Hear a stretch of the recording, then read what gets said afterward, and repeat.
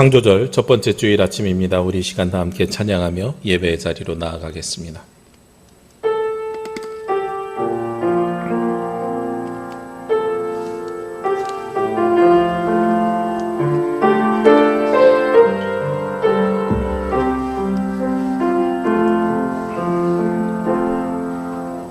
나는 하나님을 예배하는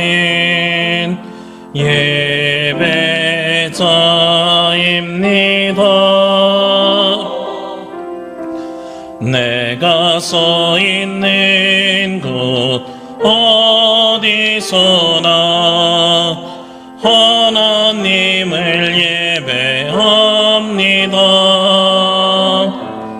내 영혼 거룩한 은혜를 향하여 내 마음 완전한 하나님 향하여 이곳에서 바로 이 시간 하나님을 예배합니다. 내 영혼 거룩한 은혜를 향하여 내 마음 완전한 하나님 향하여 이곳에서 바로 이 시간 하나님을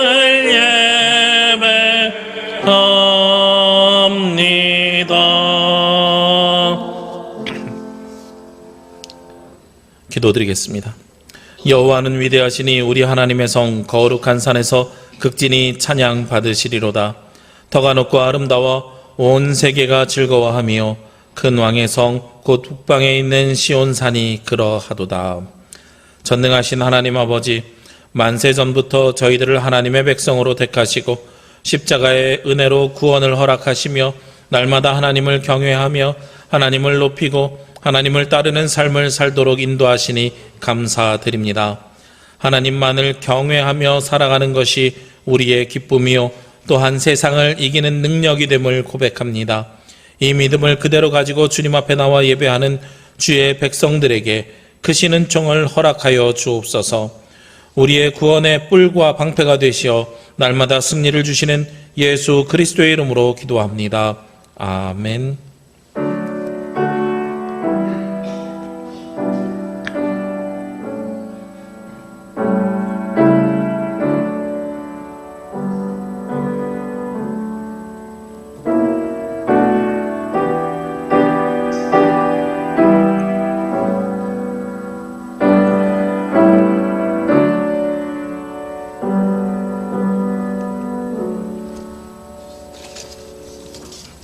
교동문은 24번 시편 46편의 말씀입니다. 하나님은 우리의 피난처시요 힘이시니 만날 큰 도움이시라. 그러므로 땅이 변하든지 산이 흔들려 바다 가운데 빠지든지 바닷물이 솟아나고 뛰놀든지 그것이 넘침으로 산이 흔들릴지라도 우리는 두려워하지 아니하리로다. 한 시내가 있어 나뉘어 흘러 하나님의 성 곧 지존하신 이의 성소를 기쁘게 하도다. 하나님이 그 성 중에 계심에 성이 흔들리지 아니할 것이라. 새벽에 하나님이 도우시리로다. 그가 땅끝까지 전쟁을 쉬게 하시며 활을 꺾고 창을 끊으며 수레를 불사르시는도다. 이르시기를 너희는 가만히 있어 내가 하나님됨을 알지어다. 내가 모든 나라 중에서 높임을 받으리라. 내가 세계 중에서 높임을 받으리라 하시도다. 만군의 여호와께서 우리와 함께 하시니 야곱의 하나님은 우리의 피난처시로다. 아멘.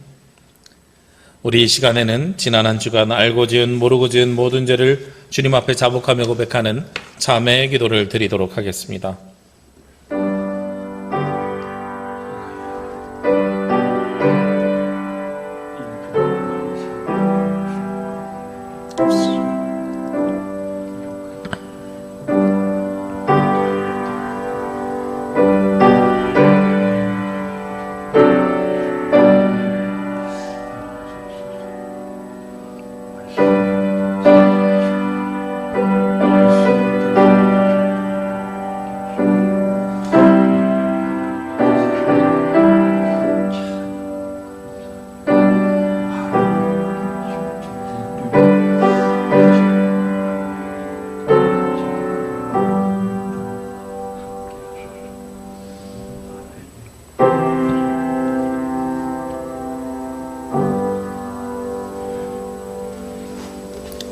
자비로우신 하나님, 주님께서는 행함이 없는 믿음은 그 자체가 죽은 것이라고 말씀하셨는데 저희들의 믿음이 그러했음을 고백합니다.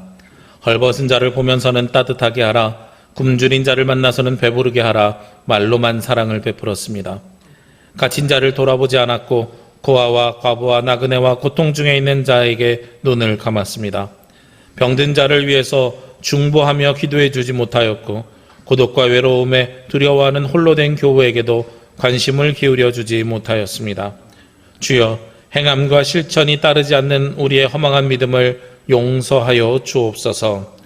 이제부터는 사랑의 수고와 믿음의 역사와 소망의 인내가 따르는 행함이 있게 하여 주셔서 우리의 신앙생활 속에 견실한 열매들이 맺어지게 하여 주옵소서. 여호와는 긍휼이 많으시고 은혜로우시며 노하기를 더디하시고 인자하심이 풍부하시도다. 자주 경책하지 아니하시며 노를 영원히 품지 아니하시리로다. 나는 이 말씀에 의지하여 이 시간 우리가 구한 모든 죄가 예수 그리스도의 십자가의 보혈로 씻음받았음을 선언합니다. 아멘. 우리의 기도를 들으소서. 키리에 키리에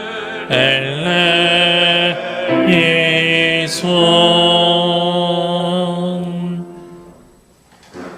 다 함께 사도신경으로 우리의 신앙 고백을 하나님께 드리겠습니다. 나는 전능하신 아버지 하나님 천지의 창조주를 믿습니다. 나는 그의 유일하신 아들 우리 주 예수 그리스도를 믿습니다. 그는 성령으로 잉태되어 동정녀 마리아에게서 나시고 본디오 빌라도에게 고난을 받아 십자가에 못 박혀 죽으시고 장사된 지 사흘 만에 죽은 자 가운데서 다시 살아나셨으며 하늘에 오르시어 전능하신 아버지 하나님 우편에 앉아 계시다가 거기로부터 살아있는 자와 죽은 자를 심판하러 오십니다. 나는 성령을 믿으며 거룩한 공교회와 성도의 교제와 죄를 용서받는 것과 몸의 부활과 영생을 믿습니다. 아멘. 다 함께 찬송 435장 찬송 드리겠습니다.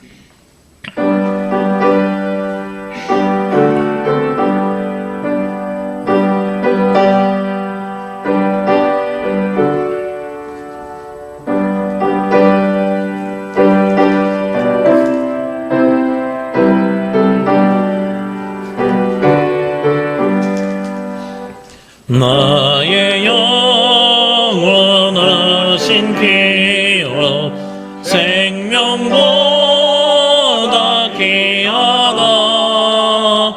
나의 갈 길 다가도록 나와 동행하소서. 주께로 가까이 주께로 가오니 나의 갈 길 다가도록 나와 동행하소서. 세상 복이 아닌 함과 모든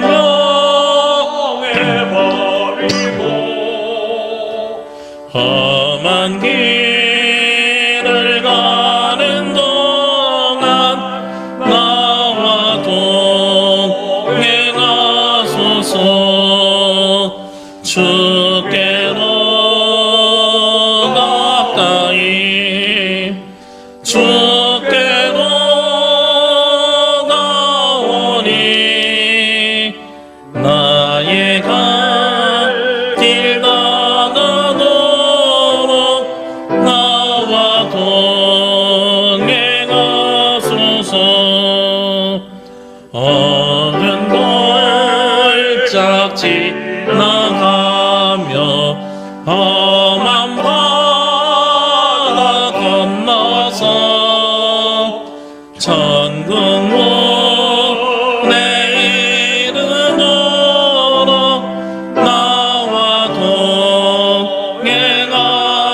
하소서. 주께로 가까이 주께로 가오니 나의 갈 길 다가도록 나와 동행하소서.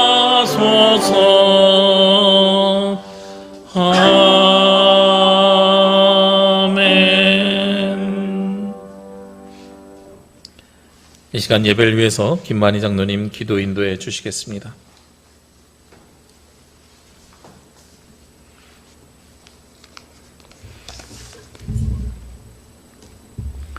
함께 기도하시겠습니다.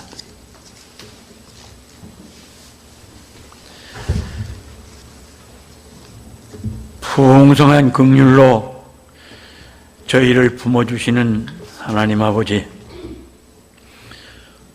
오순절 15째 주일에 창조절 첫째 주일로 지키며 그 위대하신 사랑과 구원에 감사를 드립니다.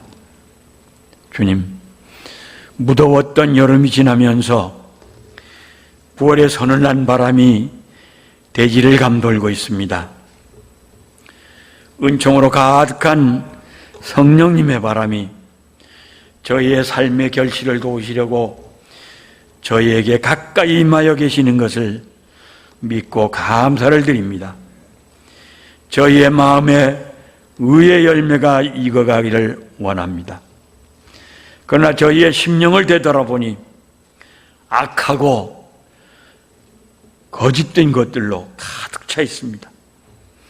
이 사회의 현실 상황이 많은 어려움에 가득 차 있고, 코로나19라는 만연한 병마로 인해 사회 전반이 양극화로 내몰리고, 몰지각한 정치인들은 당파를 지어 다툼을 일삼고 있고, 사회의 질서는 파괴되고,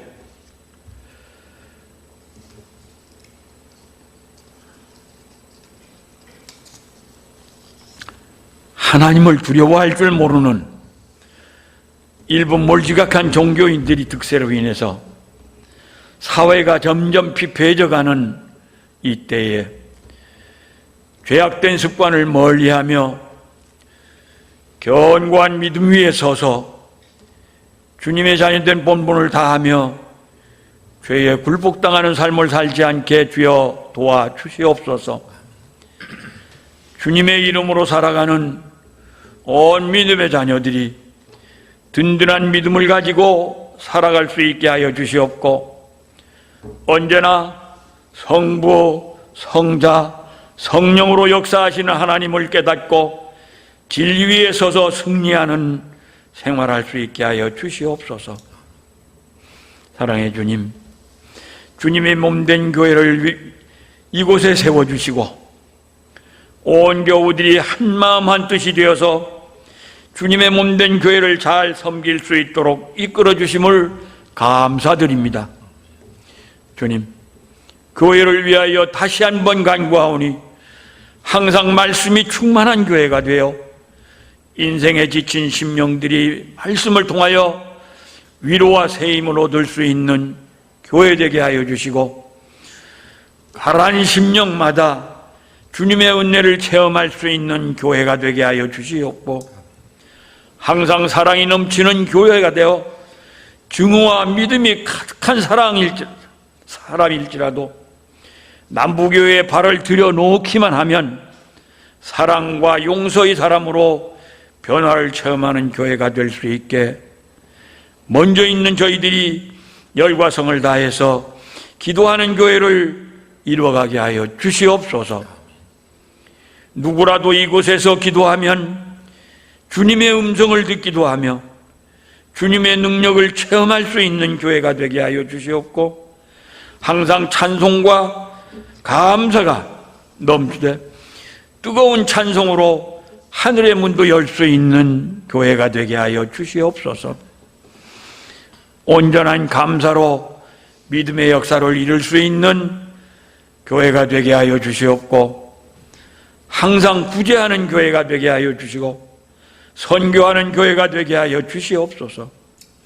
오늘도 주님의 말씀을 들고 단 위에 서신 목사님을 기억하여 주셔서 저희들이 주님의 몸된 교회를 받들어 섬기기에 큰 도전을 받을 수 있는 말씀이 되게 하여 주시옵소서. 오늘도 예배를 돕는 손길들을 기억하여 주시고 저들이 손길이 항상 축복이 묻어나는 손길이 되게 하여 주시옵소서. 이미 예배가 시작되었사오니 마치는 시간까지 주님 홀로 영광 받으실 것을 믿사오며 우리를 구원하여 주시고 사랑으로 인도하여 주시는 예수 그리스도의 이름으로 기도하옵나이다. 아멘.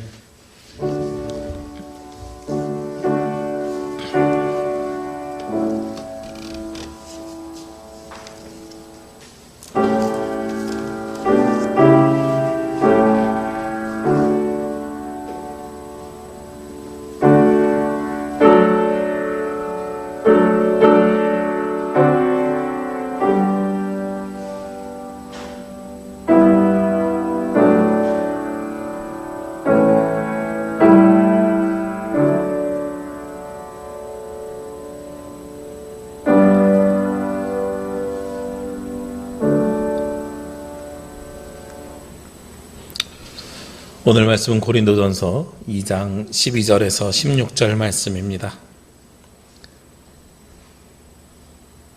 신약성경 고린도전서 2장 12절에서 16절 말씀입니다.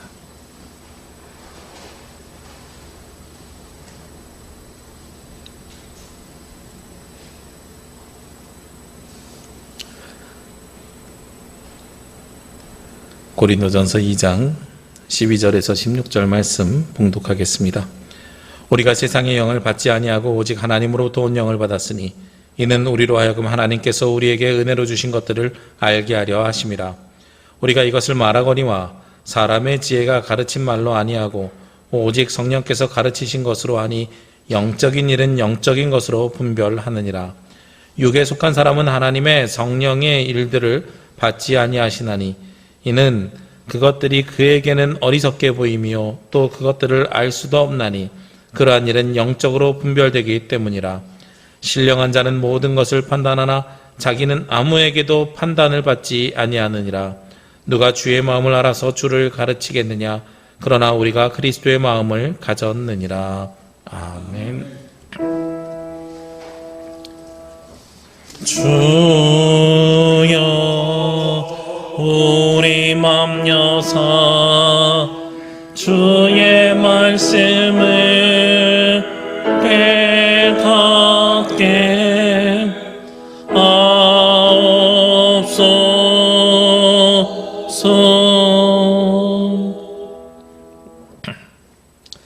오늘도 주님 앞에 나와서 예배하는 모든 분들을 주의 이름으로 환영합니다.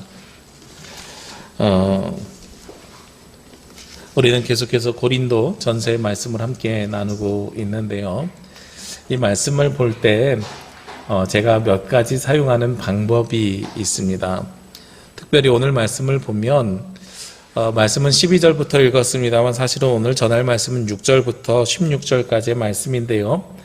말씀을 보면 오늘 말씀은 극명하게 두 가지를 대조하면서 말씀하고 있습니다. 첫 번째는 사람의 지혜고 두 번째는 하나님의 지혜예요. 이렇게 10절 가까이 두 말씀을 비교하면서 나아갈 때는 이 말씀을 좀 더 분명하게 이해하기 위해서 제가 사용하는 방법이 있는데 그게 어떤 방법이냐면 색깔 볼펜을 사용하는 겁니다. 이렇게 삼색 볼펜 같은 거, 빨간색, 파란색이 있는 삼색 볼펜 같은 걸 사용해서 예를 들어서 하나님의 말씀은 빨간색으로, 사람의 말씀은, 이야기는 파란색으로 이렇게 밑줄을 긋는다거나 혹은 형광펜으로, 하나님의 말씀은 형광펜으로, 사람의 이야기는 주황색 형광펜으로 이런 식으로 말씀을 줄을 긋기 시작하면 말씀이 분명하게 드러나요. 어떤 것이 하나님의 뜻이고 어떤 것이 사람의 뜻인지 하는 것이 드러나게 됩니다. 오늘 말씀에 보면 6절에 그러나 우리가 온전한 자들 중에서는 지혜를 말하노니 이는 세상의 지혜가 아니요 또 이 세상에서 없어질 통치자들의 지혜도 아니요 하고 말씀하고 있어요. 우리 앞에 있는 2장 6절 말씀을 예를 들면 온전한 자들 중에서 지혜를 말하노니, 그러니까 하나님의 지혜를 말하는 사람들은 먼저는 온전한 사람들이 이야기하는 것이고 이것은 세상의 지혜가 아니다라는 거죠. 그러면 반대로 사람의 지혜는 어떤 지혜인가? 이 세상에서 썩어 없어질 지혜가, 이 세상에서 없어질 지혜가 바로 세상 사람들의 지혜고 통치자들의 지혜가 세상 사람들의 지혜라는 거죠.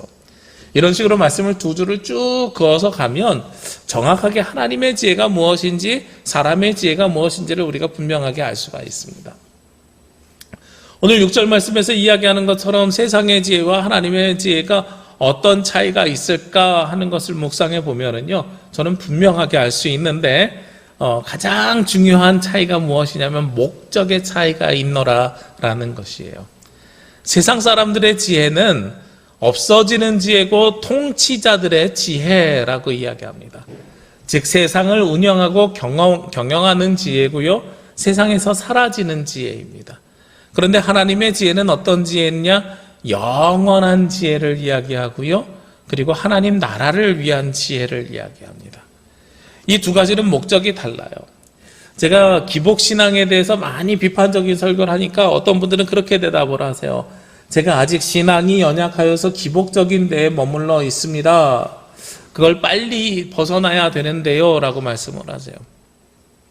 근데 제가 거기다 뭐라고 반문을 하냐면 괜찮습니다.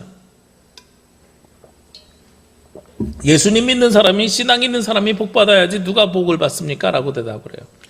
여기 앉아 계신 여러분들, 그리고 각 가정에서 예배하는 모든 분들이 하나님의 복을 충분히 받으시기를 원합니다.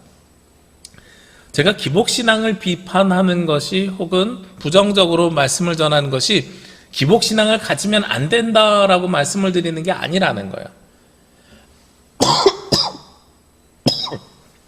당연히 하나님의 말씀을 배우고 하나님의 말씀을 따르는 사람들은 복 받는 것이 당연한 삶입니다. 문제는요, 우리 인생의 목적이, 우리 신앙의 목적이 복 받는 데만 있으면 안 된다라는 말씀을 전하는 거예요. 신앙생활 하는데 하나님의 복 받는 건 당연한 일이죠. 그런데 그것이 목적이 되어서는 안 된다라는 겁니다. 이 두 가지가 가장 커다란 차이는 어디서 보이냐면, 고난이 우리에게 다가왔을 때 이겨내는 방법이 기복적인 분들과 아닌 분들의 차이가 생깁니다. 우리에게는 하나님께서 주시는 복도, 하나님께서 주시는 고난도 어떻게 다가오냐면 파도처럼 다가와요. 바닷가 가보시면 아시지만 이 파도가요, 천천히 올 때는 아주 천천히 옵니다. 잔물결이 옵니다. 우리 인생은 끊임없이 이 잔물결들 사이에서 살아가고 있습니다. 그리고 끊임없이 고난의 파도가 우리 가운데 오고 있어요. 그런데 잔물결이 올 때는 우리가 크게 어렵지 않게 이겨냅니다. 그리고 그것이 우리에게 커다란 타격이 없습니다. 아, 그렇구나. 이런 일들이 있구나.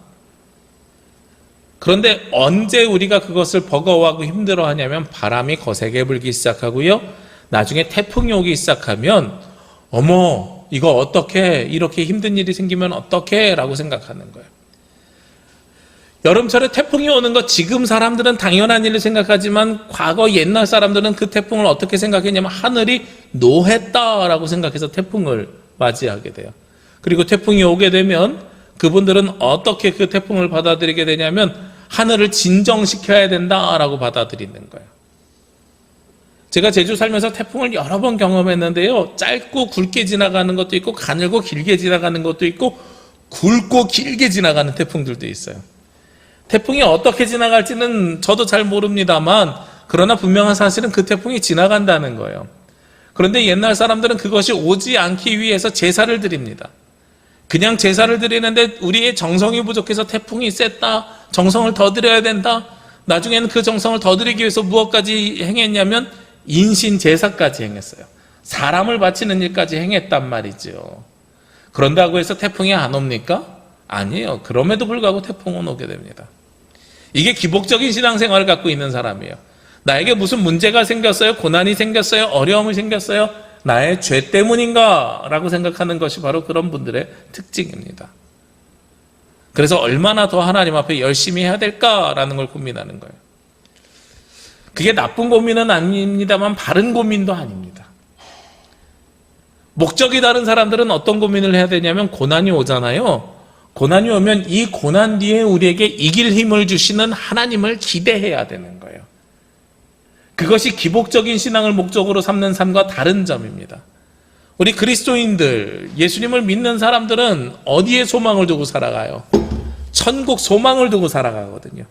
우리 이 시간 예배드리는 모든 분들이 천국 소망을 바라보고 있단 말이죠. 천국 소망이 있는 사람, 하나님 나라의 소망이 있는 사람들은 이 땅에서 내가 복 받는 데 머물러 있는 것이 아니라 그 나라에 들어가는 것을 목적으로 살아가고 있는 사람들입니다. 그렇기 때문에 지금 고난이 있을지라도 나중에 주실 은혜와 축복을 우리가 기대하며 바라며 능히 이겨낼 수 있는 힘이 있는 거죠. 자, 그러면 기복적인 신앙과 차이가 뭐예요? 복 받는 데 목적이 있는 분들은 복을 받지 못하면 낙심하고 낙담하지만, 하나님 나라 소망이 있는 사람들은 복을 못 받더라도 낙심하거나 낙담하는 것이 아니라 오히려 소망을 품고 이겨낼 수 있는 힘이 있는, 능력이 있는 사람으로 변모된다는 겁니다. 우리가 그렇게 다른 목적을 품을 수 있는 이유가 무엇일까? 바로 밑에 있는 7절 말씀에 보면은요, 오직 은밀한 가운데 있는 하나님의 지혜를 말하는 것으로 곧 감추어져 있던 것인데 하나님이 우리의 영광을 위하여 만세전에 미리 정하신 것이라. 하나님의 지혜는 감추어져 있던 것이었는데, 그런데 그 하나님의 지혜는 만세전에 미리 정하여진 것이다 라는 거예요. 우리가 기복적인 신앙생활을 한다는 것, 복을 받는다는 것은 내가 얼마나 수고하고 노력하느냐가 하나님께서 주신 은혜하고 비례한다고 생각하는 겁니다. 이건 뭐하고 똑같으냐면요, 우리가 저금을 얼마 하면 예금을 찾을 때 하나님께서 이자를 얼마나 붙여서 주실까를 기대하는 거랑 똑같은 거예요. 그런데 하나님께서 우리를 구원하시고자 하는 것은 언제부터 정해졌다고요? 만세 전에요. 이미 하나님께서 세상을 만드실 때, 우리가 이 땅에 올 때 이미 우리는 하나님 나라 사람으로 정하여져 있는 거예요. 그러면 우리가 막 살아도 돼요? 아니지요. 그럼에도 불구하고 우리가 열정과 열심을 다해서 살아야 되는 이유가, 여기 있는 사람들 중에 누가 하나님의 백성인지 모르기 때문에 그러는 거예요. 그러나 우리에게 분명한 사실은 있습니다. 우리가 열심히 수고하고 노력하는 것은 당연히 해야 되는 일이지만, 그러나 그것이 하나님께서 주실 복과 연결되어 있는 것이 아니라 하나님께서 우리는 이미 만세전부터 택하신 백성이라는 것, 이것을 기억하셔야 되는 거죠. 제가 부목사 때요, 교회에서 전도지를 만들었던 적이 있습니다. 전도지를 한 10,000장 정도 디자인하고 계획해가지고 견적서를 뽑아서 재정부에 드렸더니 한 장로님이 저에게 그런 말씀을 하세요. 목사님, 혹시 이 전도지 10,000장을 뿌리면 나중에 이 전도지를 보고 교회 오는 사람이 몇 명쯤 되시는지 통계 혹시 내보신 적이 있습니까? 10,000장을 뿌리는데 한 명이 오면 0.01%인데 비용 대비 효용성이 있습니까? 라고 물어보는 거예요. 이게 지극히 세상적입니다. 그러면서 저에게 하시는 말씀이, 기업에서는요, 이런 홍보하지 않습니다. 이런 마케팅 하지 않습니다. 이렇게 대답을 하세요. 세상 사람들이 보는 관점 속에서는 내가 얼마를 투자하는지, 그리고 그 투자 비용 결과가 얼마나 생기는지가 굉장히 중요한 것으로 작용합니다. 소위 마케팅 비용을 사용하고 홍보 비용을 사용하면 그 효과가 드러나고 나타나야 되는 거예요. 그런데 하나님의 지혜, 목회적인 관점에서는 전도지를 나누는 것이 몇 명이 오기 때문에 하는 게 아니라는 거죠. 제가 그런 글들을 본 적도 있어요. 어느 책에서, 마케팅 관련된 책에서요, 서울의 강남 지역에 가면은요, 전단지가 바닥에 그냥 계속 뿌려져 있거든요. 무슨 나이트 클럽이니 무슨 부킹이니 뭐 여러 가지 전단지들이 바닥에 뿌려져 있는데, 저 돈 아깝게 왜 저렇게 뿌려? 저는 이렇게 생각을 했는데, 그분들이 그렇게 이야기하는 거예요. 저거 치우지 않고 계속 바닥에 두면 그만큼 노출돼가지고 사람들이 어디로 갈까, 어느 나이트 클럽 갈까 할 때 그 나이트 클럽이 머릿속에 생각나는 효과를 가지고 오게 된대요. 그래서 바닥에다가 그렇게 뿌려놓는 거래요. 사람이 안 받아가고 사람이 받아서 버리더라도 그걸 굳이 치우지 않는다는 거예요. 제가 보면서 참 별게 다 있다, 이런 생각을 해봤습니다. 그 사람들은 저게 버려지더라도 광고 효과가 있다라고 생각하는 거죠. 세상적인 관점입니다. 그럼 하나님의 관점에서는요, 전도지를 10만 장을 뿌리든 20만 장을 뿌리든 우리 교회 아무도 안 와도 우리에겐 상관이 없습니다. 우리가 전도를 하는 행위가 중요하고, 그리고 그 전도지를 받은 사람 중에 하나님께서 만세전에 계획하신 분이 그걸 보는 순간에 예수님을 믿기로 작정할 수 있거든요. 그리고 작정하고 가는 곳이 우리 남부교회일 수도 있지만 다른 교회일 수도 있습니다. 즉 무슨 이야기냐면, 하나님의 지혜 관점에서 보면은요, 복음을 전하는 일은 무엇과 똑같은 일이냐면 밑 빠진 독에 물 붓는 일이랑 똑같은 일이에요. 그런데 밑 빠진 독에 물 붓는 것이 아무 효과가 없는 것처럼 보이잖아요. 그런데 사실은 그것이 밑 빠진 독에 물 붓는 것이 아니라 콩나물에다 물 주는 것과 똑같다라고 말씀하시더라고요. 제가 신학교 1학년 때 교수님들이 그런 말씀을 하세요. 특히 교회 교육, 기독교 교육 시간을 배우는데, 여러분들이 교회에서 주일학교 학생들에게 아무리 말씀을 전해도 아이들이 못 알아듣는 것 같잖아요. 애들은 장난치러 교회 나오는 것 같고 저 아이들이 무슨 신앙이 있을까라고 생각하잖아요. 그것이 콩나물 콩에다 물 주는 것과 똑같아요 라고 이야기하시는 거예요. 저는 아직 콩나물 콩에 물 주는 것을 직접 해본 적은 없습니다만, 그때 들은 기억으로 말씀을 드리면, 콩나물 자라게 하려면 껌껌하게 덮어놔야 된다 그래요. 그리고 콩들을 해놓고 거기다 물을 준대요.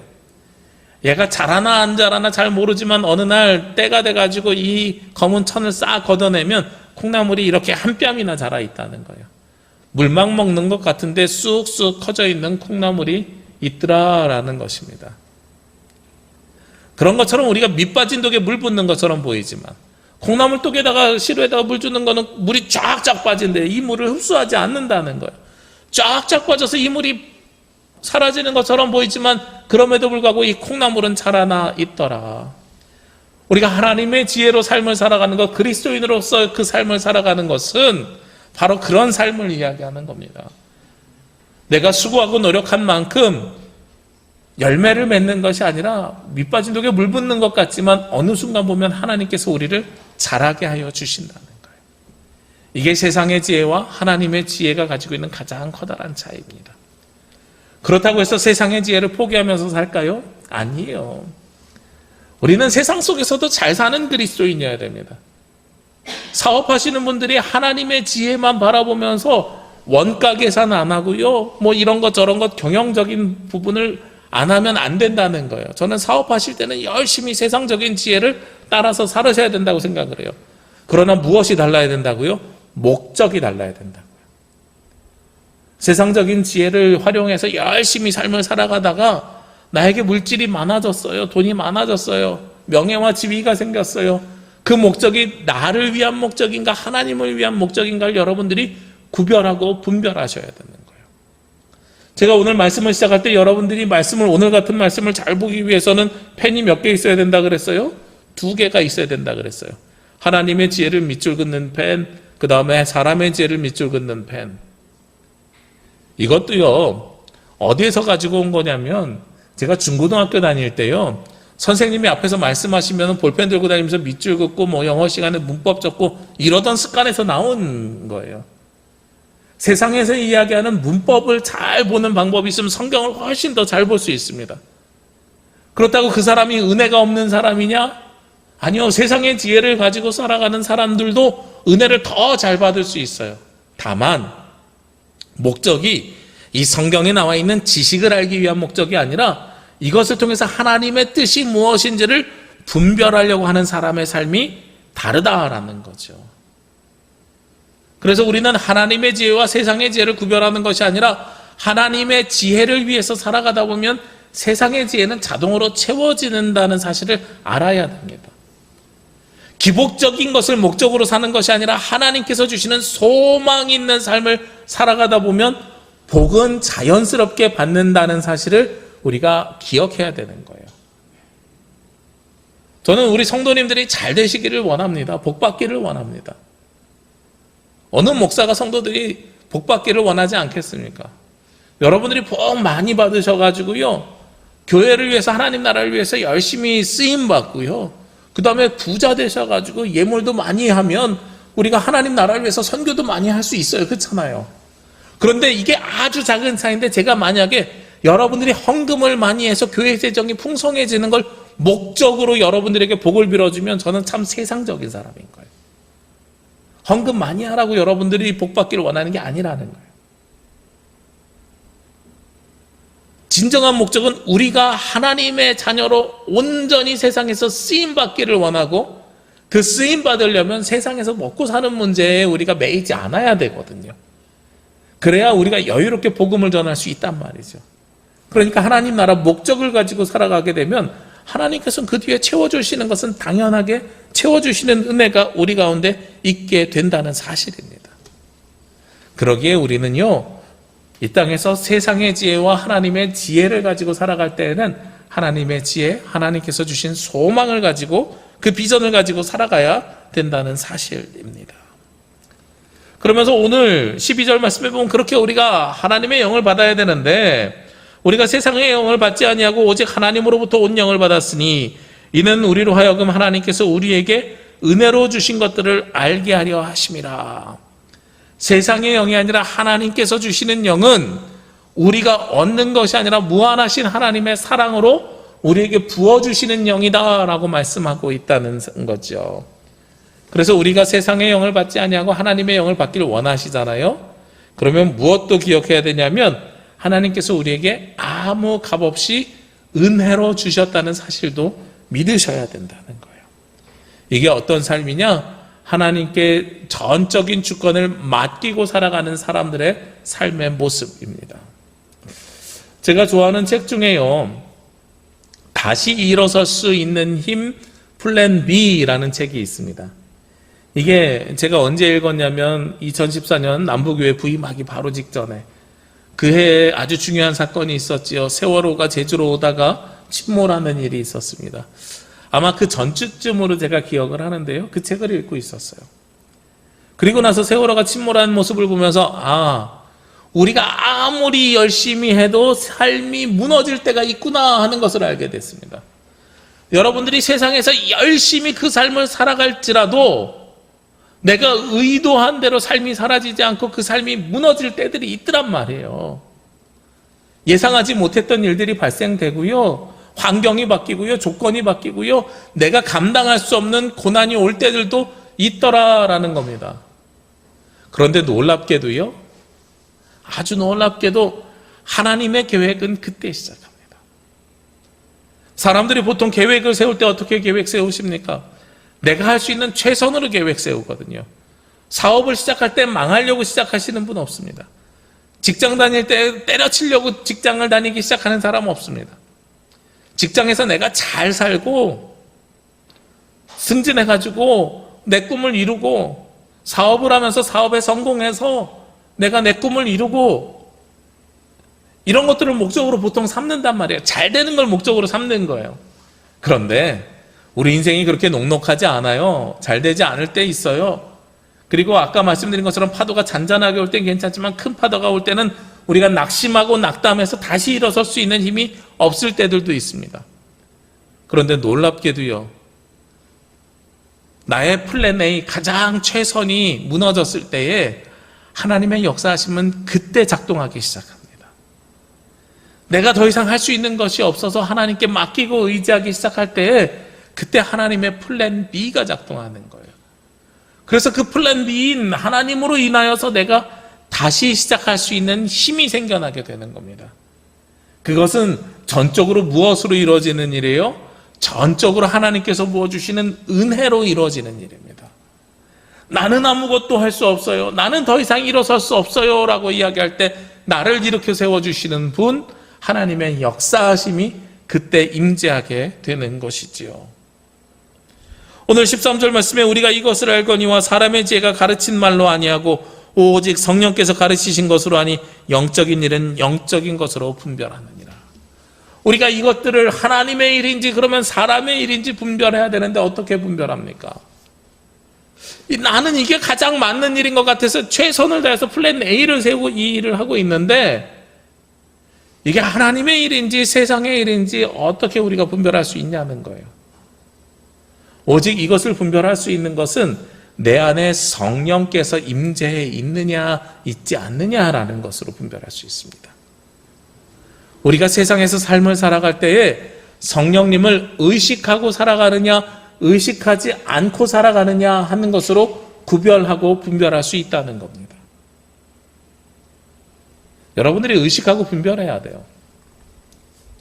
의식하고 살아가야 그 삶의 분별이 그 다음에 이루어집니다.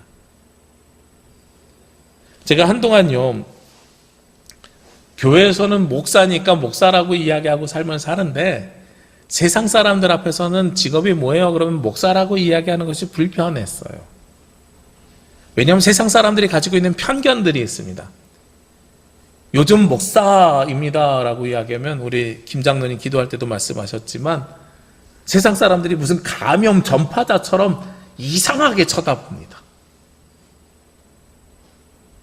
하나님의 뜻을 구하지 않고 자기를 위해서 살아가는 잘못된 종교인들 덕에 사람들이 목사입니다 그러면 저 사람 감염 전파자 아니야? 이상한 시선으로 바라봐요.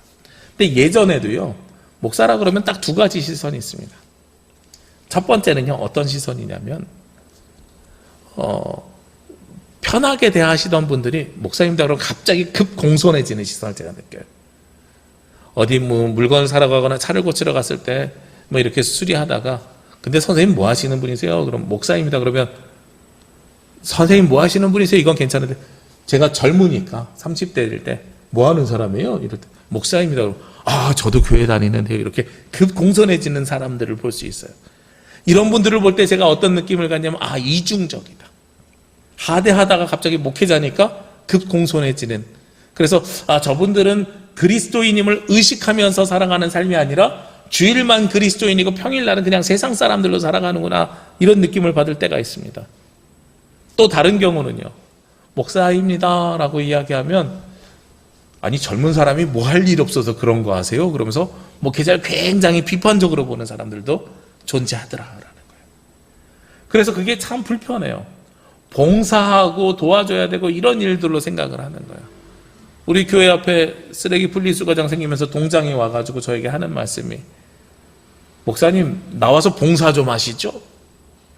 쓰레기 분리수거하는 거를 봉사하시죠? 라고 이야기를 하시는 거예요. 목사니까 당연히 해야 된다라고 바라보시는 거죠.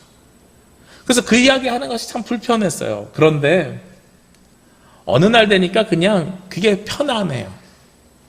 제가 목사로서의 삶을 살아가기 시작합니다. 30대 젊을 때는요, 목사로서 살고 싶은 삶의 모습과 내가 그냥 30대의 젊은 세상 사람의 모습과 이 두 가지가 중첩돼 있었더라고요.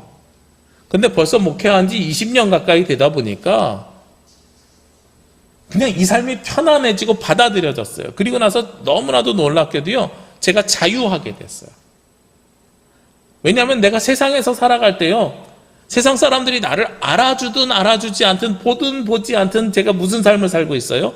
목회자로서의 삶을 살아가고 있거든요. 아무도 보지 않는 곳에서도 저는 그냥 목회자로서 삶을 살아갑니다. 왜냐하면 그게 편해요. 저 사람 언제 다시 만날지 모르니까 내가 그냥 의식하고 살아가는 거예요. 그러다 보니까 하나님께서 제 삶을 어떻게 바꿔주셨냐면, 그래, 그 삶 속에서 자유를 주시고 은혜의 삶을 주시고 계속 부어주시는 은혜를 경험하게 해주세요. 그러니까 얼마나 편안해졌는지 몰라요. 여러분들 교회 나와서 신앙생활 하잖아요. 주시는 말씀, 그거 교회에서나 되는 말씀이고요. 세상에서 그렇게 살면 망해요. 아니요, 세상이랑 교회는 구별되지 않았다니까요. 세상에서 그렇게 살면 망하는 게 아니고요. 세상에서 그리스도인으로 살아가시라고요. 그리스도인임을 의식하면서 살아가시라고요. 그게 우리 삶 가운데 굉장히 중요한 삶이라니까요. 그렇게 그 삶을 살아가다 보면 여러분들 삶 속에 자연스럽게 오는 일들이 있습니다. 그게 뭐예요? 그게 바로 하나님께서 부어주시는 은혜이고 하나님께서 부어주시는 복이라는 겁니다. 우리는 그 복을 받으면서 살아가는 사람들이에요.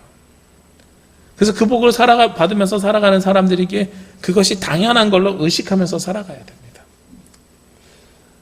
오늘 예배를 시작하는데요, 제가 유튜브로 방송되는 이 화면을 모니터하기 위해서 이 강단 위에 작게 하나를 띄워놨거든요. 예배를 시작했는데 어느 분이 출석합니다 라고 댓글을 달아놓으셨어요. 우리 교회에서 생중계로 예배 드릴 때 처음 있는 일입니다. 근데 그 말씀을 보면서 참 기쁘고 감사했어요. 이제 다른 보수교단의 목사님들은 보통 예배 10분 전에 들어오세요 그러고선 아예 예배 전에 찬양할 때도 그 자막을 띄워놓는데요. 예배에 참석하신 분들은 댓글로 출석 확인 부탁드립니다 이렇게. 그래서 인터넷 댓글창으로 유튜브 댓글로 누구누구 예배 드렸는지 다 출석 체크한대요. 저는 우리 성도님들을 믿고 신뢰하기 때문에 굳이 그렇게 말씀을 안 드렸거든요. 근데 오늘 한 분이 이렇게 딱 출석 체크한다 보니까 그 다음에는 다른 분들도 예배가 끝난 다음에 오늘 말씀 어떻게 은혜 받았습니다 이렇게 말씀을 주셨어요. 얼마나 감사한지 몰라요. 근데 이런 삶이 어떤 삶이냐면 내가 그리스도인임을 의식하면서 살아가는 삶입니다. 그 의식은 강제로 하라고 해서 하는 것이 아니고 강요한다고 해서 하는 것이 아니고 우리의 삶을 통해서 드러나고 나타나는 것입니다. 여러분들에게 제가 누구누구 왔어요 안 왔어요 막 선생님이 애들 학생들 하듯이 이렇게 출석 체크하고 지각 왜 해요 예배 때 왜 늦어요 이렇게 하면 여러분들의 목적이 뭘로 바뀌어요? 하나님 앞에 예배하고 말씀으로 은혜 받는 삶이 아니라 사람들에게 보여주기 위해서 여기다가 댓글 달고 출석 달고 이런 삶으로 바뀌게 되는 거잖아요. 그럼 우리의 삶이 어떻게 돼요? 너무 형식적이고 의식적인 삶으로 바뀌게 되는 거예요. 이게 세상 사람들의 지혜예요. 무엇을 상실하게 되냐면 본질을 상실하게 되는 겁니다. 제가 한 목사님들 20여 분과 함께 기도하는 기도 모임이 있습니다. 단톡방에요.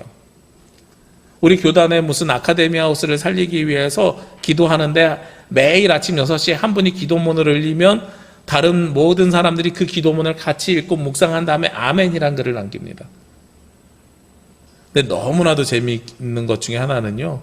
한 분이 6시에 올렸는데 그 밑에 아멘이라는 글이 6시에 동시에 올라와요. 1분이 채 지나기도 전에. 제가 그거 보면서 무슨 생각이 들었냐면 이분이 기도를 같이 읽고 제가 그 기도를 읽고 묵상하는데 1분 이상 걸리거든요. 묵상하고 그걸 올리는 걸까 아니면 습관적으로 올리는 걸까 이런 고민이 생겨나더란 말이에요. 우리가 하나님을 의식하고 살아간다는 것은요. 그것이 목적인 삶을 살아가는 것, 사람들에게 보여지는 것을 목적으로 살아가는 것이면 세상 사람들의 지혜를 따라가는 삶입니다. 하나님을 의식하고 살아간다는 것은 내가 이렇게 하는 것이 맞는지 틀리는지 내 마음속에서 성령께서 두들겨서 말씀하시는 거예요. 그냥 아멘이라고 한 글자 출석했습니다 한 글자 올리는 것이 맞는 삶이냐? 아니라고요. 그렇기 때문에 제가 그걸 강조하고 강요하지 않는 겁니다. 그러나 자발적으로 그것이 생겨나면 얼마나 은혜가 되는 삶입니까? 아멘을 올리기 위해서 예배를 드리는 게 아니라 예배를 드리다 보니까 나도 모르게 아멘이 터져 나오는 것, 이것이 은혜가 되는 삶인 거예요. 기도문을 보자마자 의식적으로 아멘을 남기는 것보다요, 내가 하나님 앞에 기도해야지를 의식해야지 된다는 삶이 된다는 걸 말씀을 드리는 겁니다. 그리고 아멘은 자연스럽게 나오는 거예요. 세상 것들은 자연스럽게 따라오게 되는 겁니다. 이게 태초부터 예정된 사람들이 하나님의 은혜를 받은, 그리고 오늘 13절에 말씀한 것처럼 성령께서 우리를 가르치시고 분별하게 하시는 사람들이 살아가는 삶입니다. 여러분들이 그리스도인임을 의식하면서 살아가면은요, 여러분들이 그리스도인임을 의식하면서 살아가면 성령께서 끊임없이 말씀해 주십니다. 로마서 8장에 보면 우리가 알지 못하는 것까지 성령께서 아시고 대신하여 간구하여 주신다 그랬거든요. 내 마음속에서 이걸 해야 돼 말아야 돼 하는 고민이 생길 때 있잖아요. 아마 오늘도 예배드리면서 그런 고민하셨을 겁니다. 인터넷으로 예배드릴 때 오늘은 피곤한데 그냥 침대에 누워서 옆에다 이렇게 올려놓고 예배를 드릴까? 이런 고민하시면 성령께서 여러분에게 말씀하시는 거예요. 괜찮아 안 돼 말씀하시잖아요. 사실 우리가 여기에 정답 알고 있어요. 몰라서 육체의 편안함을 찾아가는 게 아닙니다. 알아요. 성령께서 말씀하시는 걸 알아요. 그것을 안다는 사실은 내가 누구임을 의식하고 살아가는 거예요? 그리스도인임을 의식하고 살아가는 겁니다. 그러면 그 다음에 해야 되는 일은 뭐예요? 그 음성에 순종하는 삶을 살아가는 겁니다.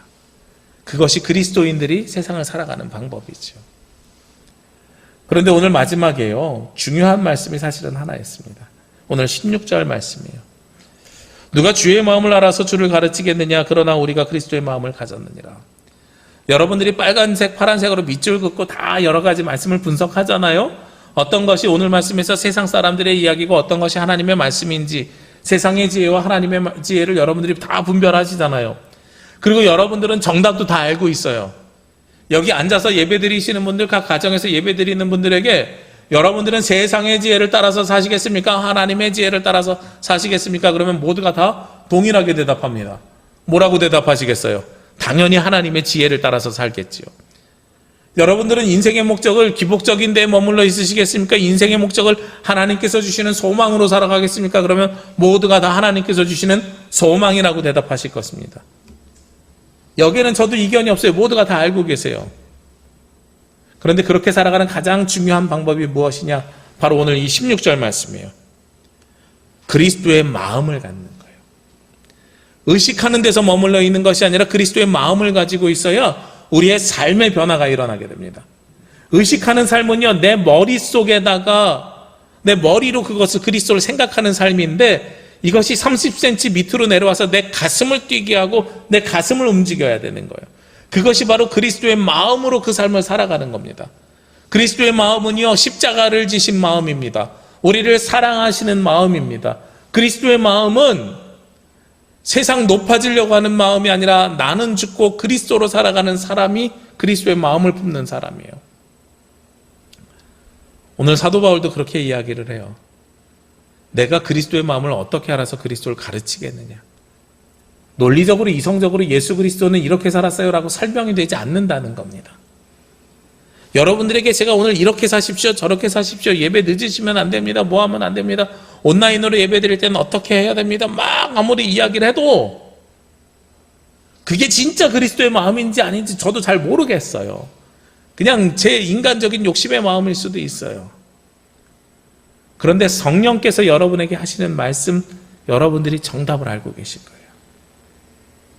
그리고 여러분들이 성령께서 주시는 말씀에 따라서 그리스도의 마음을 품기를 원합니다. 제가 가르칠 수 있는 마음이 아니라 여러분들이 성령의 음성을 듣고 받으셔야 되는 마음이 그리스도의 마음이에요. 이 마음을 받으시면 우리가 더 이상 고민이 사라져요. 세상의 지혜를 찾을 일도 없고요. 하나님의 지혜가 무엇인지 분명해집니다.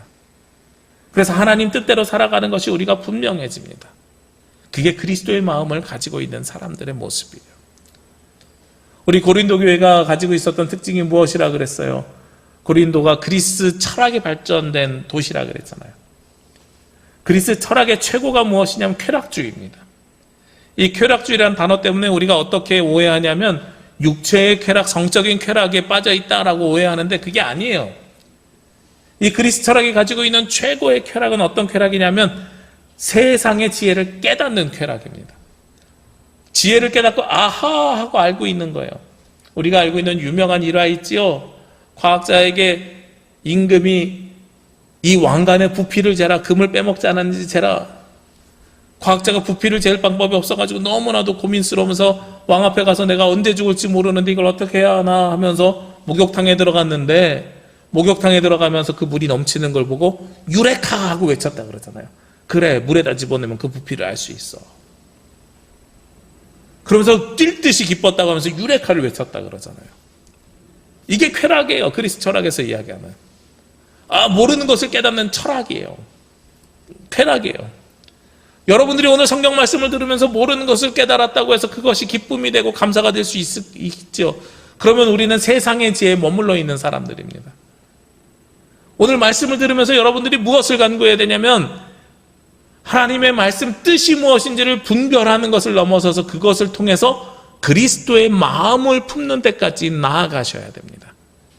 그것이 성령께서 여러분 가운데 역사하시는 삶이고 성령으로 분별하는 사람들의 특징입니다.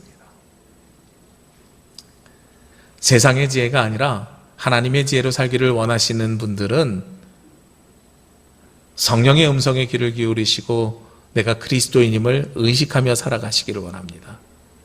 그리고 가장 중요한 것은 의식하는 데서 끝나는 것이 아니라 하나님의 마음을 품으십시오. 그리스도의 마음을 품으십시오. 이것은 지식으로 가르치고 배울 수 있는 것이 아니라 우리가 기도 가운데 경험하고 체험하는 겁니다. 성령의 음성을 듣고 경험하고 체험하는 겁니다.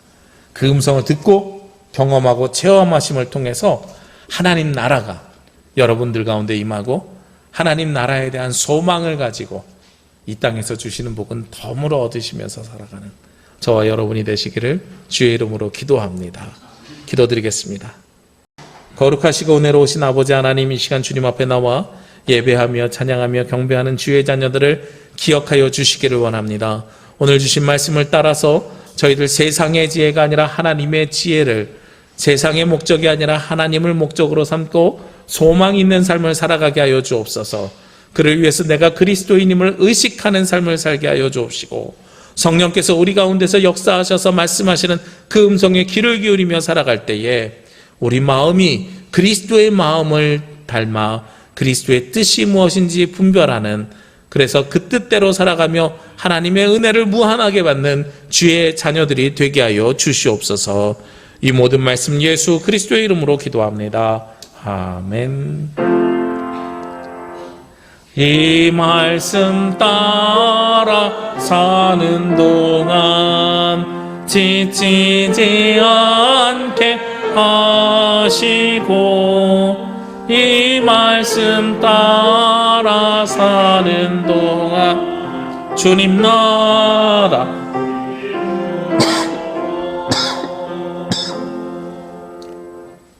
찬송 633장 찬송하시며 예물 봉헌하겠습니다.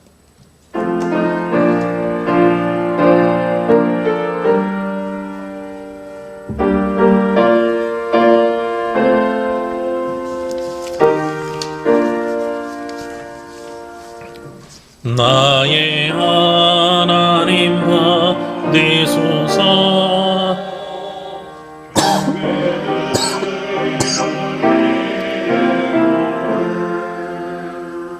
소리 높여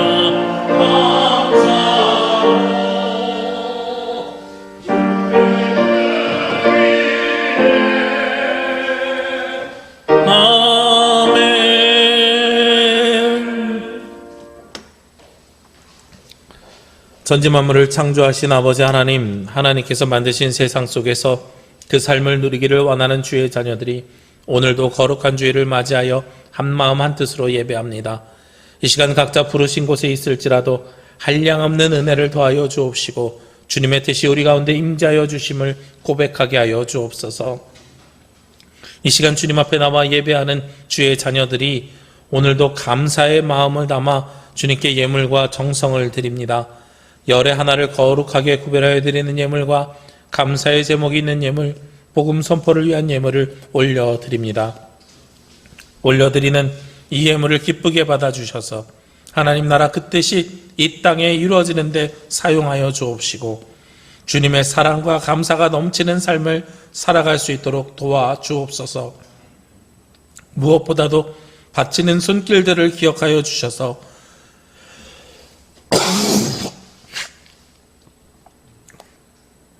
세상을 살아가며 물질로 인하여 눈물 짓지 않게 하여 주옵시고 어렵고 힘든 삶 속에서 주님께 드리는 감사가 넘칠 수 있도록 인도하여 주옵소서. 언제나 하나님을 경험하며 고백하며 그 뜻을 이루며 살아가기를 원하옵고 이 모든 말씀 예수 그리스도의 이름으로 기도합니다. 아멘.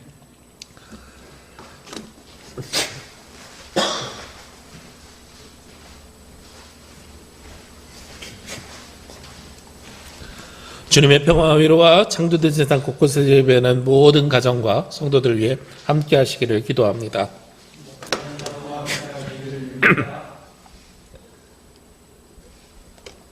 네, 오늘은 창조절 첫 번째 주일입니다.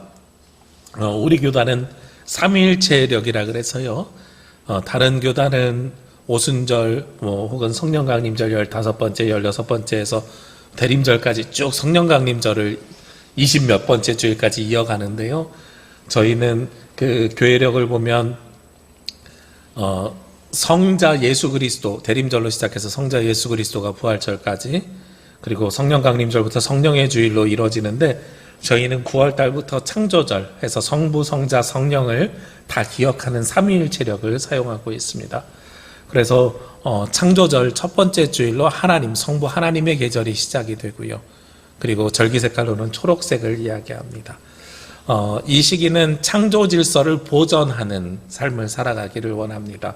우리가 조금 더 덜 쓰고 이왕 사용할 것 썩어져 가는 것들을 사용하고 썩지 않는 것들을 줄이면서 하나님께서 만들어주신 세상을 회복해가는 지금부터 3개월이 되기를 원하고요. 늘 그렇게 해오셨지만 그를 위해서 좀 더 힘쓰고 기억하시고 의식하는 삶을 살아가시기를 주의 이름으로 기도합니다. 사회적 거리두기 개편안 4단계가 적용 중입니다. 정규 예배 자석수의 10%가 모이는 예배를 드릴 수 있고요. 우리 교회는 10여 분이 함께 드릴 수 있습니다. 감사한 것은 다행히 제주의 확진자가 지난주부터 갑자기 줄어들고 있어서 이제 3단계로 내려갈 기준이 맞춰지고 있는 것 같아요. 우리 조금 더 협조해 주시고 도와주셔서 우리 좀 더 많은 분들이 함께 모여서 예배하기를 원하고 우리가 모이지는 못하더라도 가정에서 최선을 다해서 예배하고 그리고 마음으로 예배하는 저와 여러분이 되시기를 주의 이름으로 기도합니다. 함께 찬양 드리겠습니다. 살아낸 만큼 사랑한 만큼.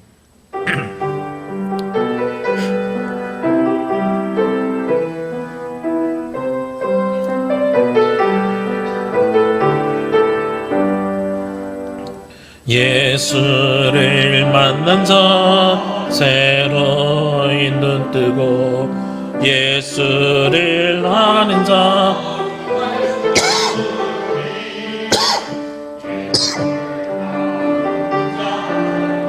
새 있어도 주의 은혜를 담대히 선포하리라. 예수를 만난 자 새로이 눈 뜨고 예수를 아는 자 그 말씀 들으리.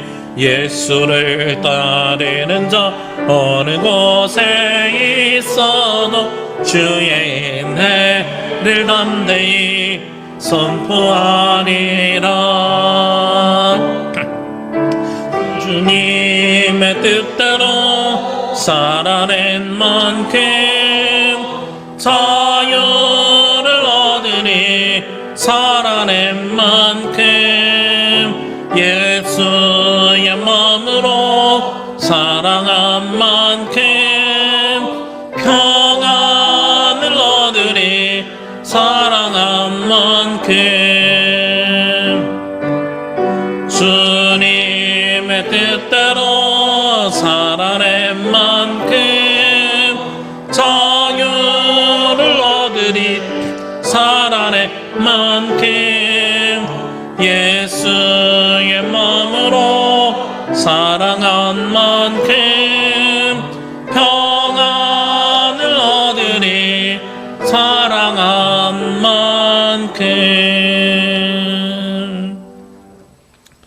이제는 우리를 사랑하시어 십자가에 달리신 예수 그리스도의 은혜와 이 땅을 아름답게 창조하여 주신 아버지 하나님의 크신 사랑하심과 우리가 세상의 어려운 일들을 분별할 수 있도록 도와주시는 보혜사 성령님의 역사하심이 이번 한 주간 각 가정에서 예배하며 그리스도의 마음을 품고 성령의 인도하심에 따라 하나님의 지혜를 분별하며 살아가기를 원하는 제주남부교회 모든 성도들 머리 위에와 이 시간 각자의 자리에서 하나님을 예배하는 모든 가정 위에 지금부터 영원까지 함께 하시기를 간절히 축원하옵나이다. 아멘.